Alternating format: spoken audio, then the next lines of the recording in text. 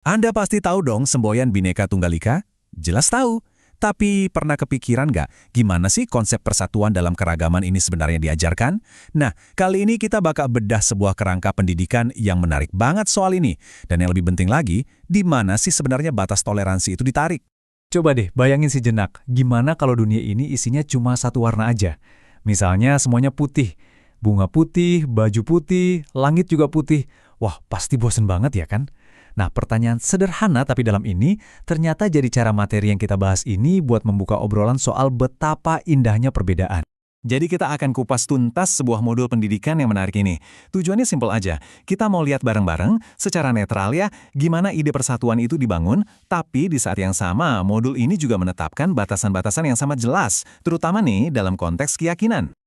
Oke, kita mulai dari fondasinya dulu ya. Di bagian pertama ini, kita diajak buat melihat keberagaman itu bukan sebagai suatu kebetulan, tapi lebih kayak sebuah lukisan yang super indah yang memang sengaja dirancang supaya penuh warna. Nah, ternyata dasar argumennya itu diletakkan di fondasi spiritual. Ayat ini memposisikan perbedaan bahasa dan warna kulit itu bukan sebagai alasan buat pecah belah, tapi justru sebaliknya, sebagai tanda kebesaran Sang Pencipta. Mirip banget kan sama pelangi? Indahnya itu justru karena warnanya beda-beda, tapi bisa tampil serasi barengan. Konsep tadi kemudian diperkuat lagi nih dengan istilah sunnatullah. Artinya apa sih? Sederhananya, keberagaman ini dianggap sebagai hukum alam, sebuah ketetapan Tuhan yang sama pastinya kayak adanya siang dan malam. Jadi ya, ini bukan sesuatu yang perlu diperdebatkan lagi, tapi sesuatu yang harus diterima sebagai fakta kehidupan. Dan biar kita semua kebayang ya, segede apa skala keragaman di Indonesia, lihat aja angka ini. Lebih dari 17.000 pulau. Wow! Angka ini aja udah cukup banget buat kita ngerti kenapa prinsip pemersatu kayak Bhinneka Tunggal Ika itu jadi super penting, super vital buat Indonesia. Oke, jadi kita udah sepakat ya kalau keberagaman itu sebuah keniscayaan, sebuah fakta.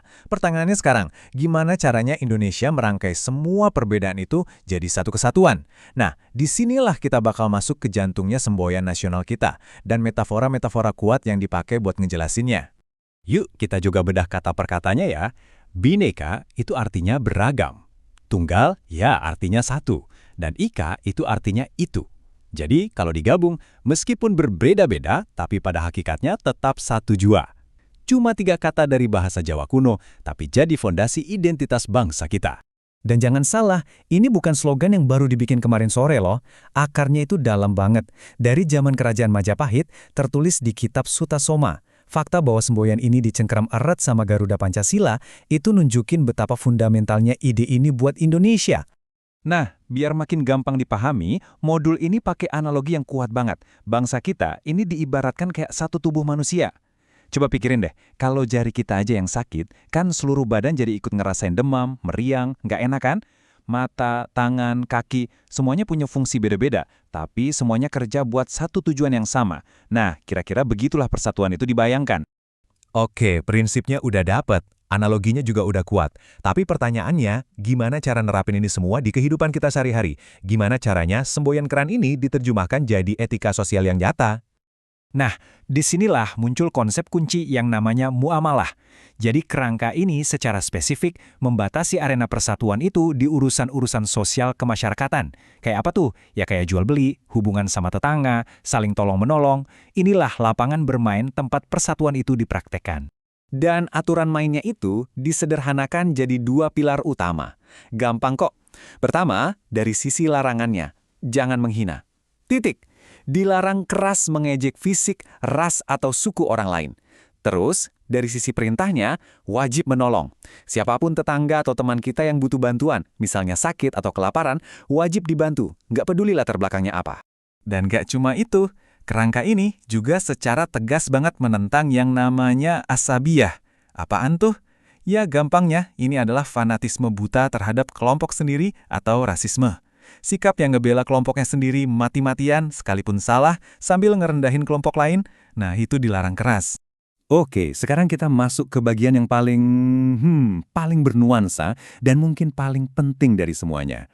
Kalau kerjasama sosial itu dianjurkan banget, terus batasnya di mana dong? Nah, disinilah kerangka ini ternyata ngebuat sebuah pemisahan yang sangat-sangat jelas, yaitu antara urusan sosial dan urusan ritual keagamaan. Kunci buat ngerti batasan ini ada di satu kata, Akidah. Akidah ini adalah fondasi iman, inti dari kepercayaan seseorang. Dan menurut modul ini, akidah itu sifatnya nggak bisa ditawar-tawar, nggak bisa dikompromikan. Ibaratnya ini adalah benteng pertahanan terakhir yang harus dijaga. Nah, prinsip di balik benteng tadi itu tercermin banget di ayat ini.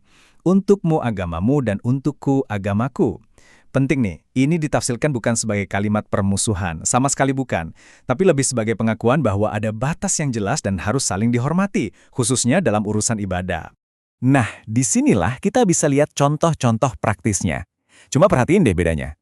Kalau ada teman non-muslim yang sakit, menjenguk dan mendoakan kesembuhan secara umum, boleh, bahkan dianjurkan. Tapi ikut berdoa sesuai cara agamanya, nah itu nggak boleh. Contoh lain, kerja bakti bareng-bareng bersihin lingkungan, wajib ikut. Tapi mengucapkan selamat hari raya agamanya, pakai simbol-simbolnya, atau ikut makan makanan ritualnya, itu dilarang. Kelihatan kan? Ini adalah wujud nyata pemisahan antara urusan sosial atau muamalah dan urusan keyakinan atau akidah. Jadi, semua aturan tadi sebenarnya bisa dirangkum jadi dua istilah kunci ini. Yang pertama, tasamuh atau toleransi. Ini artinya kita membiarkan dan menghormati orang lain untuk berbeda keyakinan dan cara ibadahnya. Ini boleh bahkan dianjurkan. Tapi di sisi lain, ada yang namanya tasyabuh.